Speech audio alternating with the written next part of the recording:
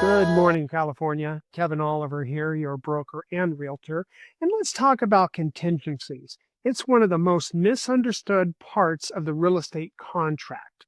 A contingency is your safety net in real estate. It allows buyers or sellers to back out under specific conditions, usually inspection, appraisal, or loan approval, without losing their deposit. In California, the standard inspection contingency period is 17 days. The appraisal and loan used to be 21, but now, as of a few years ago, are also 17 days. Removing contingencies too early can expose you to risk.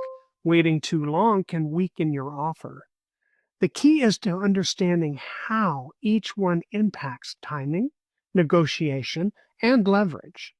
Sellers should review contingencies timelines carefully, and buyers should always confirm that they're satisfied before removing them and moving forward.